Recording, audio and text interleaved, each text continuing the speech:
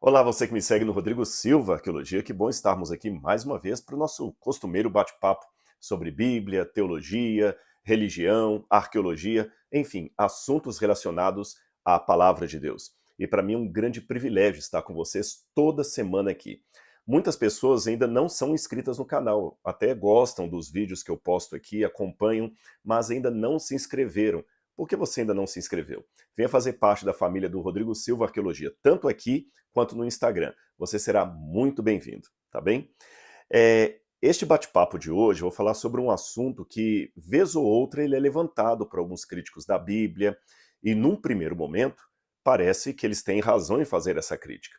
Será que o famoso Êxodo, a história do povo hebreu conquistando Canaã, não seria apenas uma história de genocídio, invasão de propriedade alheia, onde estavam ali os cananitas e chegaram povos estranhos, no caso os hebreus, com o seu famoso Deus dizendo a terra é nossa e ponto, acabou?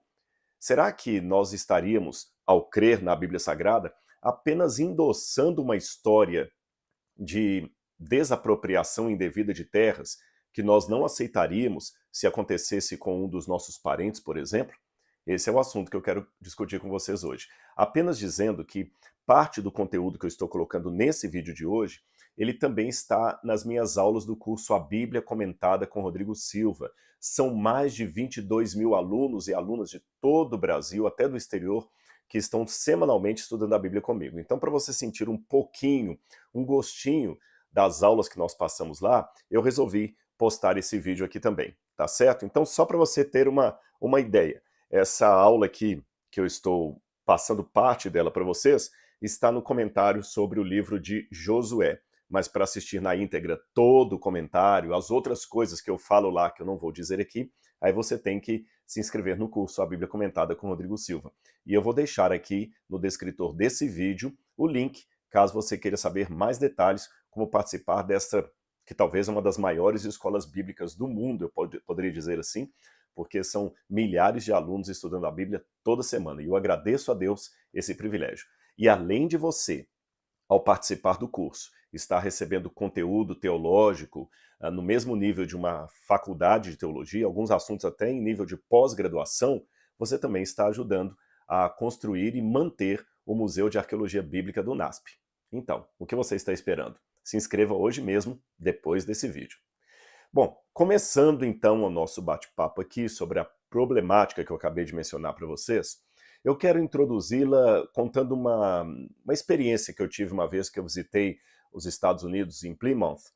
Plymouth é o lugar onde o navio do Mayflower chegou em 1614, se eu não me engano, 1610, 1620, 1620. Foi em 1620 que os peregrinos chegaram ali a bordo do Mayflower. E quando eles chegaram ali, a história que nós convencionalmente contamos, desde o ponto de vista cristão protestante, é que os pais peregrinos que chegaram nos Estados Unidos, ali chegaram fugindo da perseguição religiosa da Europa. Então eles eram perseguidos na Europa, não podiam ter a sua liberdade de expressão, a sua liberdade de culto, não podiam ter paz para seguir as suas próprias crenças.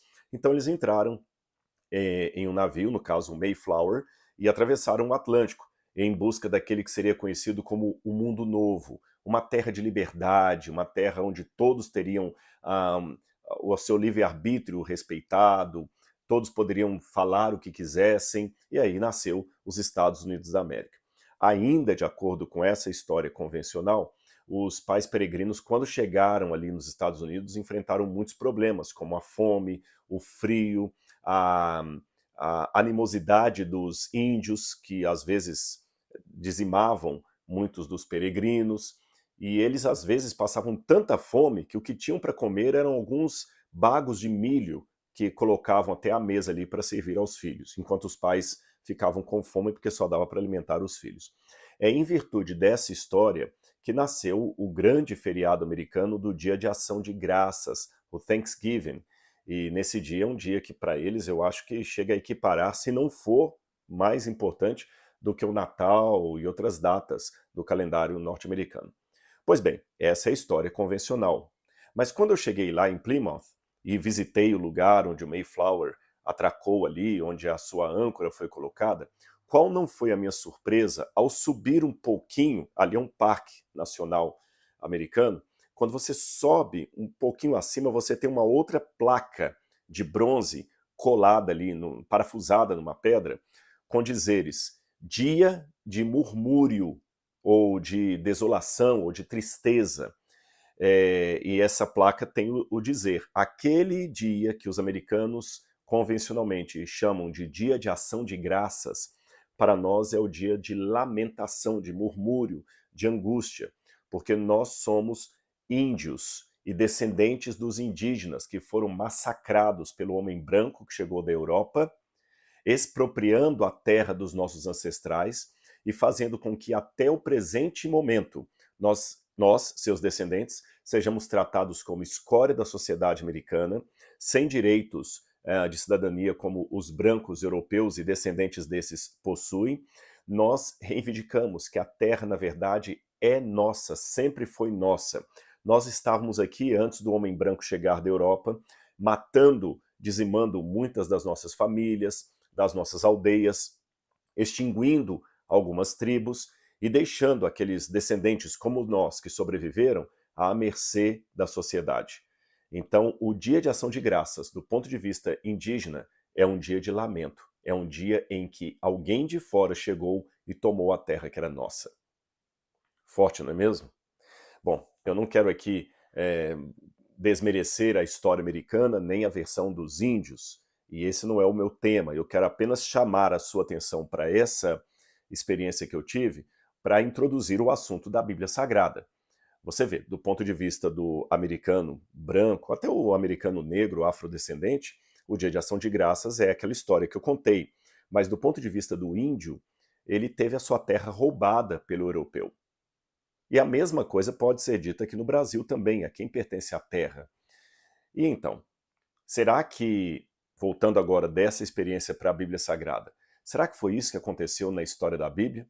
Se olharmos rapidamente assim, o que nós temos? Numa leitura rápida, você tem os cananeus vivendo ali na terra dos cananeus, e um belo dia chega um bando de hebreus ali, estrangeiros, que em nome de um Deus deles, o tal Deus de Abraão, de Isaac e de Jacó, disseram: essa terra agora não é mais dos cananeus, essa terra é nossa, nós vamos tomá-la de vocês. Aí Josué veio e matou um monte de gente, mulheres, crianças, queimou cidades, como a cidade de Hatzor, como a cidade de Jericó, destruiu a cidade de Ai, foi tomando a terra. E então? Será que a Bíblia, na verdade, é apenas uma história de genocídio e desapropriação ilegal, imoral de terras, que nós apenas endossamos por um pietismo religioso? Eu vou ainda piorar o problema. Imagine que nós estejamos aqui no Brasil, todos felizes e contentes, e de repente chegam aqui estrangeiros, quem sabe, imaginar muçulmanos, não quero criar nenhuma ojeriza aos muçulmanos, é apenas uma ilustração, e os muçulmanos chegassem agora com um poderoso exército e dizendo: olha, a partir de hoje o país agora pertence a nós porque Alá, o Deus do Alcorão, nos mandou tomar a terra porque disse que a terra era nossa. Aí eles chegam agora queimando cidades, tomando as nossas casas, tomando a nossa lavoura, aquele sítio que você tem, que a duras penas você e sua família compraram e vão mantendo de geração em geração, esse sítio agora foi queimado, tomado, as igrejas agora são convertidas em mesquitas, porque agora o Deus, Alá, mandou tomar a terra. Nós não íamos aceitar isso de jeito nenhum, nós estávamos aqui antes com o nosso culto, com o nosso Deus, com os nossos valores, com a nossa religião. Que direito tem alguém de fora de chegar e tomar a nossa terra? Será que é isso que aconteceu no relato bíblico? Vamos por partes. Em primeiro lugar, deixe-me dizer para vocês que, às vezes, algumas leituras superficiais e aparentemente bem argumentadas parecem dar um checkmate na Bíblia, mas quando você estuda a fundo o contexto histórico, ideológico, político, comercial da época, você vê que as coisas não são bem assim. Então, para explicar essa problemática, se a tomada de Canaã foi um ato de libertação do povo hebreu ou foi um ato de genocídio contra os cananeus, vamos então por partes, tá bom? Eu já vou colocar para vocês um preâmbulo do que eu vou tentar defender aqui, para facilitar. Eu vou mostrar que eu tenho razões mais do que suficientes para entender que os hebreus não tomaram a terra de ninguém. Eles apenas se reapropriaram da terra que legalmente e moralmente já pertencia a eles desde os patriarcas, especialmente Abraão, Isaac e Jacó. Tá bom? Esse é o ponto. E você pode falar, mas de onde você está tirando isso na Bíblia, Rodrigo? Vamos com calma e eu vou explicar isso para você. Em primeiro lugar, temos que ter dois pontos em mente. O primeiro deles é que a arqueologia e a história passada, e quanto mais longínqua ela fica, mais patente é o que eu vou dizer, a arqueologia trabalha com fragmentos de história. Nós não temos o quadro geral completo de tudo o que aconteceu, exatamente como aconteceu, não. Nós temos fragmentos de história. E a partir desses fragmentos de história que nós vamos desenrolando a história como ela se passou, tá certo? Então, em primeiro lugar, é isso. Em segundo lugar, devemos cuidar com o anacronismo. Eu já falei em outros vídeos dessa palavra. Anacronismo é quando você pega uma realidade do presente e leva artificialmente para o passado. Por exemplo, eu sentar agora e escrever um bilhete não é como Paulo sentou e escreveu uma carta. Os modos de Paulo escrever no passado eram diferentes dos modos de escrita de hoje, tá certo? Quando eu estou pregando numa igreja e falo, irmãos, vamos abrir agora a Bíblia no Evangelho de Mateus, não era assim que a igreja cristã primitiva tinha os seus cultos, cada um com a sua biblinha ali, o seu rolo de baixo e abrir e começava a ler, pai sentado com o filho, não é assim. Isso seria um anacronismo. Eu tenho que entender então a realidade dentro do contexto deles. Então vamos lá. Vamos voltar ao tempo de Abraão. E não apenas a história de Abraão, mas o entorno dela. Primeira coisa, como é que nasciam os grandes impérios? Você já parou para fazer essa pergunta? Como é que nasceu a Suméria, o Império Elamita, o Garite, Mari? Como é que nasceu a Assíria? Você já parou para fazer essa pergunta? Como é que esses impérios surgiram? A primeira coisa que me chama a atenção é, nós temos algumas informações arqueológicas, eu vou dar alguns exemplos para vocês aqui. Como eu falei, tem muito mais no curso A Bíblia Comentada com Rodrigo Silva. Lá, inclusive, eu mostro as imagens de tudo que eu estou falando. Aqui eu só estou falando, mas lá eu mostro as imagens, os tabletes cuneiformes, os documentos hititas, tudo eu mostro lá, em fotos, em imagens. Mas vamos lá. Tem, por exemplo, um texto assírio do século 25 a.C., ano 2400 a.C., 2500, 2400 a.C., aproximadamente, que fala da lista dos reis de Assur, que seria a futura Assíria. E quando fala da lista dos reis, sabe quando você tem, por exemplo, os reis da Inglaterra, os papas, os presidentes do Brasil, você tem a lista ali, né? Os presidentes da empresa, os diretores, então eles têm a lista dos reis da Assíria. E tem uma série de reis que estão sob o seguinte título ali, os reis que viveram antes de Erisum. E eles são denominados os reis que moravam em tendas.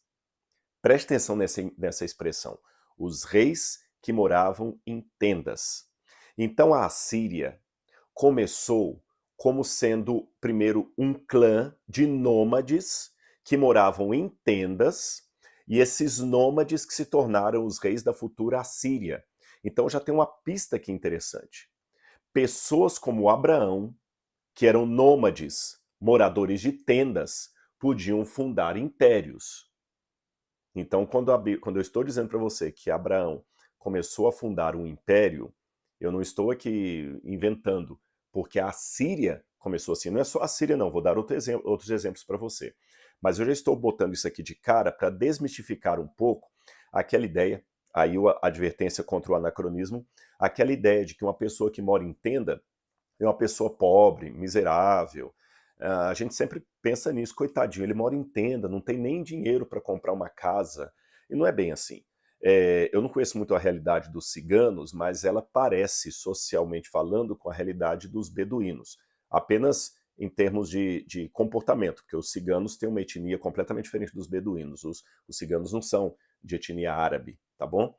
Mas você sabia que há ciganos que mesmo morando naqueles acampamentos, tenda, que eles pegam um terreno baldio ali, alugam e colocam as tendas deles ali, que muitos deles têm casas de alvenaria alugadas? Beduínos da mesma maneira. Há beduínos que moram no deserto que eles têm muitas casas de aluguel, muitas propriedades, são ricos. Tanto é que eu já vi beduíno lá no deserto, morando assim naquela situação que a gente consideraria completamente insalubre, mas ele tinha uma Hilux do modelo mais caro que você podia imaginar e com iPhone na mão. Ele tinha propriedades, mas eu lembro de um beduíno falando comigo uma vez que ele não entendia como é que nós, ocidentais, tínhamos coragem de dormir com um teto de alvenaria ou uma laje sobre a cabeça. Ele disse que uma vez ele dormiu num hotel, num quarto, ele passou a noite em claro, com medo do teto cair na cabeça dele. Ele sentia muito mais conforto em dormir dentro de uma barraca. Ele cresceu assim, veio de gerações, o pai, o avô, o trisavô, o tataravô, etc. Então eles são assim. Então não pense que pelo fato de Abraão ser um beduíno, digamos assim, um nômade morando em tendas, que era um homem pobrezinho. Não. Eu estou mostrando a Síria começou com reis que moravam em tendas. E eu não lembro, são 12 ou 15 reis. Ou seja, depois que o império já tinha formado, durante pelo menos uns 15 monarcas, se eu não me engano, 9 ou 15, entre 9 e 15 monarcas, eles ainda continuavam morando em tendas, só depois que começaram a morar em palácios mesmo. Ainda nessa questão de como nasceram os impérios, eu tenho o Ugarit. O Ugarit fica na região da Síria, da atual Síria, não confunda com a Síria. O Ugarit também nasceu desse jeito. Olha, Mari é outro reino do passado que também nasceu com reis nômades ou beduínos.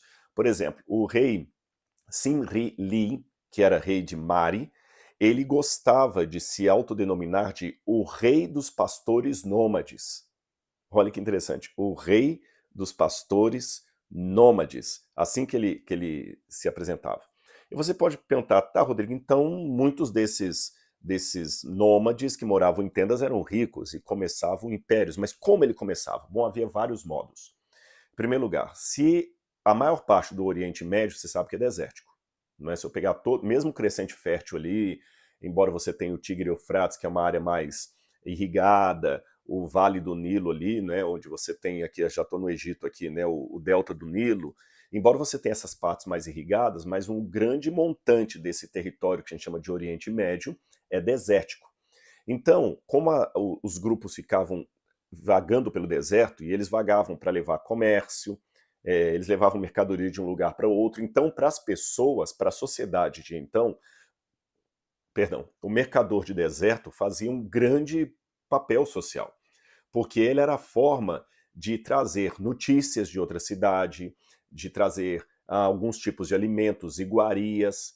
Então ele tinha um papel muito importante, correspondência, eram esses, vamos dizer assim, marinheiros do deserto, se eu posso chamá-los assim, que faziam esse tipo de coisa, porque atravessar o deserto era uma tarefa muito árdua, arriscada. Então eles eram bem-vindos, os mercadores. E a própria natureza do deserto obrigava esses mercadores a viverem sempre migrando, porque a água estava aqui, ela aparecia no deserto, um oásis. Ela aparecia ali, eles chamam de Wadi, né, aquela região do deserto ali, aparecia água, ela durava talvez um mês, 2 meses, de repente ela desaparecia. E quando ela desaparecia, aquele grupo que estava ali era obrigado a ir para outro lugar buscar água. Então eles acabavam migrando entre cidades e lugares de água. Só que quando os beduínos chegavam, eles conheciam muito o deserto. E se eles passavam no lugar e o beduíno arriscava, eu estou chamando de beduíno é um nome moderno, atual, mas eu estou usando apenas de maneira anacrônica para você entender o nômade do passado, está bem? Quando esse nômade chegava no local, por exemplo, e ele conseguia pesquisar por água e encontrar água perene ali, ele abriu um poço. E às vezes, para abrir o poço, ele gastava muito dinheiro, às vezes pessoas morriam do seu clã, ele ficava à mercê, ele perdia de fazer negócio, porque ele ficava parado. Fazer um poço no deserto não é uma coisa que você faz com 2 horas, nem que você acha assim, né, no estalar de dedos. Então, quando ele encontrava um poço, por uma questão de ética internacional que já havia na época, ele trouxe um grande benefício para aquela terra, porque ele abriu o poço. E o poço beneficiou não apenas a terra, beneficiou também a todos os que passassem lá. Porque imagina, se eu tenho um ponto A e um ponto B. E no meio deles eu tenho um poço para abastecer de água os animais, o pessoal descansar, fica muito mais segura a travessia de um ponto ao outro, tendo esse posto de apoio, do que se eles tivessem que atravessar sozinhos, sem nada no meio ali. Se alguém adoece, se alguém passa mal. Então era bom. Então quando ele fazia o poço, ele já colocava uma pequena agricultura ali, colocava alguns do seu clã morando ali, e ele já era automaticamente o dono daquela terra, porque ele beneficiou a terra. Então, pelo código de ética da época, ele se tornava dono. E qual era a prova? O poço que ele fez. Outros, quando demarcavam a terra, com a agricultura, por exemplo, eles podiam tornar-se donos dela a partir de erigir uma pedra, uma estela comemorativa, uma pedra de fronteira, alguma coisa assim, uma coluna. Então leve-se em consideração que isso aqui não era questão de tomar a terra de ninguém, de alguém. Eles pegavam o deserto e já beneficiavam. Havia também situações em que alguém podia comprar a terra do outro. Então você tinha aquela terra de ninguém que foi beneficiada e, portanto, ela passava a ser minha. Havia dois beduínos que faziam aliança e tornavam as duas terras apenas um só terreno. Assim vai crescendo, vai formando um reino. Havia também aquela questão que eu podia comprar a terra do outro. Então tudo isso havia aí no tabuleiro do Oriente Médio, tá certo? Quando você transformava aquela terra num reino, você chamava isso de matum. Matum é território, reino. E quando você tinha uma cidade dentro desse reino, você chamava de alum. Essas palavras matum e alum são palavras sumerianas, tá bom? Que estão nos tratados lá nas escritas cuneiformes. E aí, é interessante quando a gente vai olhando esses tabletes, esses textos cuneiformes do passado, que você tem uma figura que aparece nos documentos assírios, babilônicos, nos documentos hititas, com o nome de Tamkarum. O que era o Tamkarum? Se você traduzir ao pé da letra, se você for ao dicionário, Tamkarum significa mercador. E a princípio, quando a gente vê a evolução dos mercadores, olha que interessante. Eles estavam quase no topo da pirâmide junto com o rei. Você tinha só o rei, os sacerdotes e o mercador. Ele estava acima dos escribas, ele estava acima de muitos políticos. E o mercador, ele era quase, a princípio, um primeiro-ministro de um reino. Então o mercador saía de um reino e ia para o outro para levar mercadorias. E ele levava informações daquele rei, tratados de paz, acordos, ameaças. Então ele era quase um primeiro-ministro de um reino. Ele tinha um cargo muito, muito, muito elevado.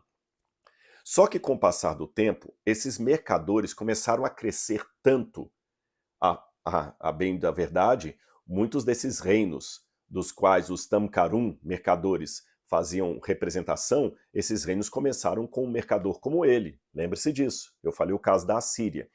Então muitos desses mercadores começaram a adquirir tanto dinheiro e tanta independência que alguns se tornaram independentes do reino de onde ele saiu.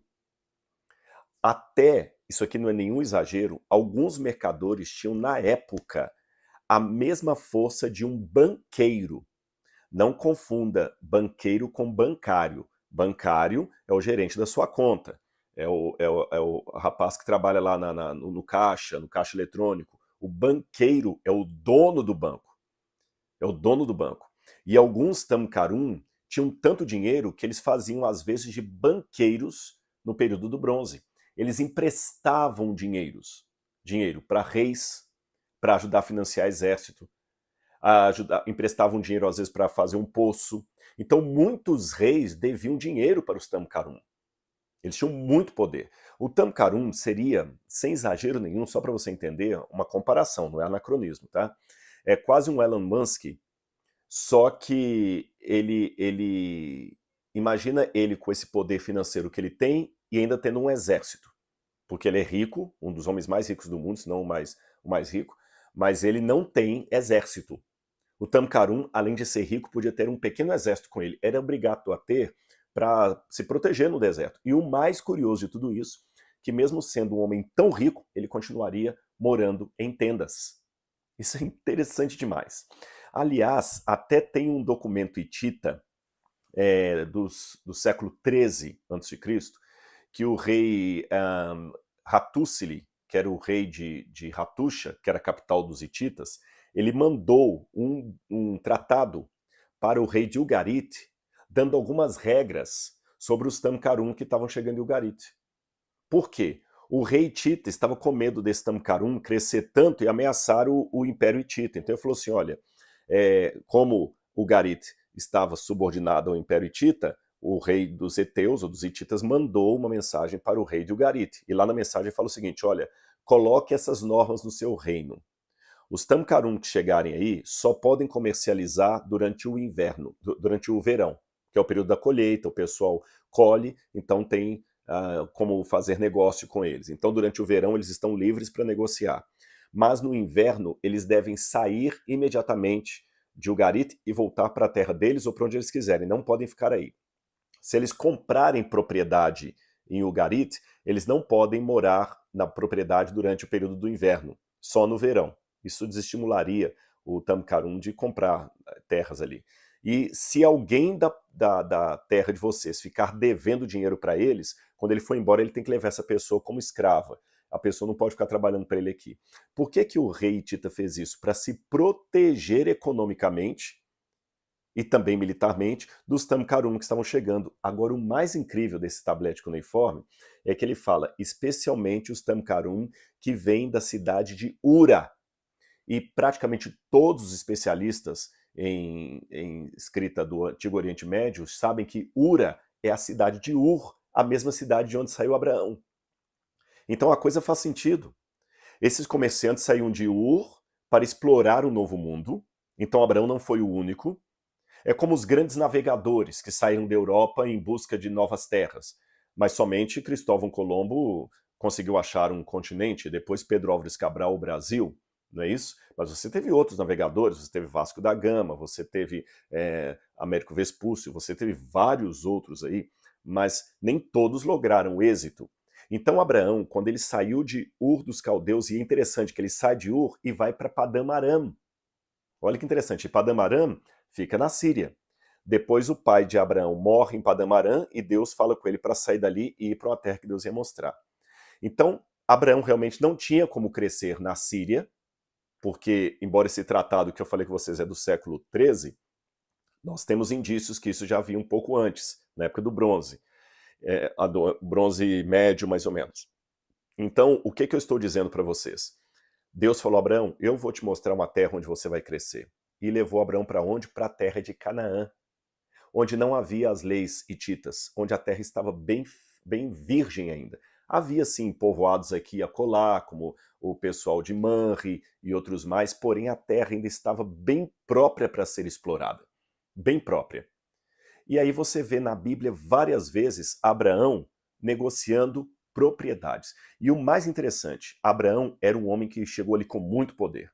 Tamkarum, ele era um Tamkarum, lembra? Um banqueiro que tinha um exército.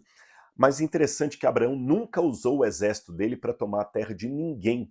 O único episódio bíblico em que Abraão usa um exército, a única vez que Abraão vai usar um exército, é no episódio da guerra de 4 reis contra 5, que está em Gênesis capítulo 14, em que Abraão tira 318 homens da sua terra, todos bem armados, e vai perseguir aqueles que tinham sequestrado seu sobrinho Ló. É a única situação em que Abraão se envolve numa luta armada. Apenas aqui. Abraão nunca tirou a terra de ninguém. Mas a prova de que ele era realmente um homem em condição de fazer um império, assim como os reis que moravam em tendas, que eu comecei o vídeo falando com vocês deles lá, dos fundadores da Síria, a prova maior é que Abraão, ele era, tanto como Abraão, como ainda como Abrão, porque o nome dele foi mudado, ele era tratado em pé de igualdade por vários reis. Quer ver? Eu vou ler para vocês alguma passagem aqui, por exemplo, Gênesis capítulo 23, eu anotei aqui, verso 6. Olha Gênesis capítulo 23, verso 6. Quando ele vai comprar um terreno para sepultar Sara, olha o que os homens falam lá. Inclusive, alguns deles eram hititas. Isso me chama atenção. Havia hititas também ali na terra de Canaã. Olha o que eles falam. Escute, o Senhor, eles estão falando para Abraão, o Senhor é um príncipe de Deus em nosso meio. Sepulte a falecida numa de nossas melhores sepulturas. Nenhum de nós se recusará a ceder a sua própria sepultura para que você sepulte a sua esposa. Então eles estavam tratando Abraão no alto grau. O Senhor é um príncipe entre nós. Quando você vai para Gênesis capítulo 21, versículos 5 e 6, Gênesis capítulo 21, versículo 25. Olha como é que Abraão fala aqui com Abimeleque, que era rei. Abimeleque era um rei. Olha como é que Abraão fala com ele aqui, ó. Mas Abraão repreendeu Abimeleque por causa de um poço de água que os seus servos haviam tomado à força. Os servos de Abimeleque. Percebeu? Ora, para alguém falar, para alguém repreender um rei, ele tem que estar em paridade ali. Um simples beduíno, comerciante no sentido que a gente daria para a palavra hoje, não teria condições políticas de repreender um rei por causa de um poço. E lembra que eu falei, o poço significava demarcação de propriedade. Outra coisa interessante, já que eu falei de Abraão reunindo o exército para libertar o seu sobrinho Ló, ele não foi apenas atrás dos que sequestraram Ló. Abraão se uniu com outros reis ali da região do Levante que estavam sendo atacados por reis que haviam vindo da região de Aram. Então ele uniu força militar com outros reis. E o curioso, que você vai ler aqui, Gênesis 14, verso 24, que quando Abraão e os seus aliados vencem a batalha, ele pega Ló de volta, o pessoal fala, agora Abraão, pega a sua parte, o despojo de guerra. Ele se recusa. Ele fala assim, não quero isso, para que vocês não falem amanhã que vocês me enriqueceram. Ou seja, a minha riqueza aqui será pela bênção de Deus, não será por tirar nada de ninguém. Mas olha que interessante esse detalhe aqui. Olha o verso 24, Gênesis 14, 24. Abraão disse assim, ó, nada quero para mim, a não ser o que os rapazes comeram e a parte que toca a Aner, Escol e Manri, os homens que foram comigo, que estes fiquem com a parte deles. Essa atitude de Abraão aqui, do ponto de vista legal da época, ela tem um significado também. Sabe por quê? Nós temos alguns textos hititas de vassalagem. O que é vassalagem? É quando você tinha um rei superior e o outro que era inferior. Então esse era um rei vassalo, um rei cliente, um rei em posição inferior àquele ali. Seria como Estados Unidos, vamos colocar assim, bom, vou dar um exemplo. A China e o Brasil em termos comerciais. A China tem muito mais força mundial do que o Brasil. Um colapso chinês vai estragar o mundo muito mais do que um brasileiro. Então o Brasil, de certa forma, é um reino de vassalagem em relação à China. Entendeu a questão? Então tem o Tratado Hitita, onde o rei Mursili II, esse tratado acho que é do século XV, se eu não me engano, o rei Mursili II estabelece que numa eventual luta, olha, conjunta, de um rei superior com um rei vassalo, o rei vassalo tem a obrigação legal de alimentar todos os soldados e os aliados que o rei superior mandou para socorrê-lo. Ou seja, o rei superior pode montar o exército, mas quem tem que alimentar o exército e dar tudo que aquele exército precisa é o rei vassalo. Então, quando Abraão dá essa ordem para os demais, olha, que vocês apenas alimentem os rapazes que eu mandei, ele está tomando a postura de um rei superior aos demais. Mesmo que a Bíblia não chame Abraão de rei Abraão, ele tinha uma posição política similar à de um monarca, mesmo que muitos desses nômades, desses Tamcarum, não adquiriam, nos primeiros momentos, o título de rei. Tá bom? Isso é bom deixar bem claro também. Um outro detalhe, a Bíblia diversas vezes mostra, tanto Abraão como os outros aí, comprando territórios. Por exemplo, Gênesis 23, verso 17. Gênesis 23, verso 17. Assim o campo de Efron, que estava em Macpela, em frente a Manre, o campo, a caverna e todo o arvoredo nele, havia e todo o terreno em redor, passaram a ser propriedade de Abraão na presença dos filhos de Et. Et era um dos hititas lá. E olha, interessante os tratados hititas, bem seguidos aqui na Bíblia, a gente vê os hititas em Canaã também. Só para você entender, o Império Hitita fica onde hoje é a Turquia, mas havia presença de hititas ali no Levante, ou no que nós chamamos de Canaã. Tem outros textos que eu podia ler para vocês, Gênesis 26, 33, por exemplo, Gênesis 26, 33, ao poço Isaac deu o nome de Seba, por isso Beersheba é o nome daquela cidade até hoje. Veja bem, o poço se chamou Sheba, e depois a cidade Beersheba. Por que que deu um nome para a cidade? É porque o poço que ele comprou viraria uma cidade. Lembra que no início do vídeo eu falei como é que muitas cidades começavam? Quando se achava um poço, etc. Nós temos também aqui outro detalhe. Olha essa parte que também o verso, ainda no capítulo 26, o verso 22. Partindo dali, Isaac cavou ainda outro poço. E como esse não houve conflito, deu o nome de Rebote e disse: porque agora o Senhor abriu espaço para nós e vamos prosperar nessa terra. Dali Isaac foi para Beersheba. Então veja bem, Isaac cavando poços e prosperando. Gênesis 33 também, Gênesis 33, versículos 18 a 20, você vê os siquemitas falando, olha o convite que eles fazem para os descendentes de Jacó. Ele fala assim, olha, tornem-se nossos parentes, deem filhas de vocês para nós e nós as nossas, deem filhos de vocês para nós e nós as nossas filhas.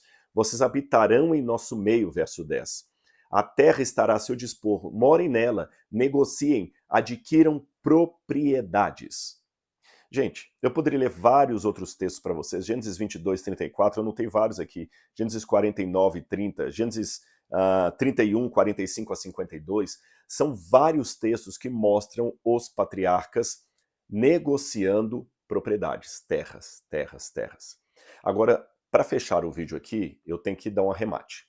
Não entenda que esse mapa do Oriente Médio era feito como o mapa do Brasil, que você tem um território ali, olha, aqui ele faz fronteira com a Argentina, Paraguai, Uruguai, aqui começa o Brasil todo dividido por estados, não era bem assim que a coisa funcionava. Você tinha uma terra aqui, um espaço, terra de ninguém, outra terra lá, era assim que os impérios iam sendo construídos. Não pense no mapa como o do Brasil. Às vezes há um anacronismo nisso, até quando alguns mapas mostram a distribuição das 12 tribos de Israel, às vezes parece que é igual ao mapa do Brasil. Não era bem assim a situação. Então eu poderia ter minha terra aqui e lá, e no meio dessa minha terra ter uma terra de ninguém, e antes da terra de ninguém ter uma propriedade que não é minha, de outro povo. Isso acontecia, tá bem? Então os patriarcas foram adquirindo essas propriedades. Só que você que lê a Bíblia sabe o que aconteceu. Os filhos de Jacó desceram para o Egito para comprar alimento. E na cronologia que eu adoto, isso aconteceu no período dos Ixos, quando os Ixos dominavam o Egito. Mas quando o faraó Ixo foi deposto e o faraó Amose começou a 18ª dinastia, um dos trabalhos que a 18ª dinastia fez foi justamente tomar as terras de Canaã. Tomar de que maneira? O Egito não queria tomar as terras para serem posse do Egito, mas ele queria colocar postos militares ali para explorar, especialmente minas de cobre e outras coisas mais, e impedir que exércitos como a Síria, como os elamitas, como os hititas pudessem atacar o Egito. Por isso eles invadiram, de certa forma, a terra de Canaã, colocando postos militares. Vários postos militares egípcios já foram escavados, mapeados na terra de Canaã. Essa 18ª dinastia que instituiu aquele faraó que não conhecera José e que escravizou os hebreus. E quando os hebreus saíram do Egito, eles saíram para voltar para Canaã, para a terra que já era dos seus antepassados, dos patriarcas. Só que eles passaram 40 dias vagueando no deserto, 40 dias, até aquela geração morrer. Quando uma nova geração nasce e vão entrar em Canaã, junto com Josué e Caleb, especialmente, até Moisés também acabou morrendo no deserto, ali ele morre, né, quando eles estavam passando ali na região de Madaba, Moisés morre ali no Monte Pisga, no Monte Nebo, então quem entra na terra mesmo é Caleb, Josué e o novo grupo. Quando eles entram, eles encontram a seguinte situação hostil. Letra A. Parte da terra que era deles estava ocupada por outros povos invasores, estes sim invasores. Letra B. Alguns povos que estavam ali estavam subservientes ao Egito, e o Egito ainda mandava e desmandava. Então esses povos, para fazer média com o faraó, queriam não apenas impedir a passagem dos hebreus para dentro da terra de Canaã, como mais do que isso, matar os hebreus. Por isso que eles tiveram que entrar em luta armada. A cidade de Jericó era provavelmente, nós temos indício disso, mais um posto militar dos egípcios, tá certo? Uma fortaleza a serviço do Egito. Quando eu falo fortaleza dos egípcios, não significa que havia egípcios morando ali. Podia até ter um ou outro emissário de Faraó, porque, por exemplo, em Jericó encontraram selos de Tutmoses III, encontraram selos da 18ª dinastia, encontraram também em Hatzor, encontraram em vários lugares pedaços de coisas que mostram que havia presença egípcia ali. Mas tratavam-se de exércitos mercenários, locais que recebiam dinheiro do faraó para controlarem a terra. Então, esses queriam destruir os hebreus. E existem também tratados, códigos de ética internacional daquele tempo, que diziam que se um reino resolver me atacar e eu, para me defender, o atacar primeiro ou contra-atacá-lo e destruir o seu exército, por uma questão ética, eu sou dono da terra dele, até como uma forma de compensação das baixas, das perdas, do prejuízo que eu tive do meu lado. Então eu estou aqui com o meu exército A passando, ou com a minha terra. A pessoa do exército B, a fortaleza, não deixa eu passar, me ataca, tenta me matar. Eu revido e mato o exército dele. Eu tenho o direito agora de tomar a terra dele. É uma compensação, uma indenização compensatória das perdas, dos prejuízos que eu tive do lado de cá. E o que eu faço com as mulheres que ficavam ali? Bom, a regra da época dizia que você podia mandar matar as mulheres também para que não fique descendência. Ou, conforme a legislação que muita gente acha um absurdo, eu posso deixar que os meus soldados casem com aquelas mulheres para que elas não fiquem viúvas e abandonadas. No ponto de vista atual, uma coisa totalmente ridícula. Que absurdo! Não, mas na época era uma questão ética. E as viúvas agora, dos homens que morreram, você vai matá-las ou vai ampará-las para que elas sejam cuidadas? Eu vou ampará-las. Então foi assim que houve algumas ordens meio estranhas aos olhos de alguns, que hebreus acabam casando com viúvas daqueles homens que eles mataram na batalha. Eu sei que é estranho na nossa cultura, mas a Bíblia deve ser lida também na cultura à qual ela foi escrita. Senão nós vamos cometer um grave erro de anacronismo e não vamos compreender corretamente a palavra de Deus. Espero que você tenha gostado dessa explicação. Há muito mais esperando por você no curso A Bíblia Comentada com Rodrigo Silva. Um grande abraço, fique com Deus e aguardo você no curso, tá? Tchau, tchau.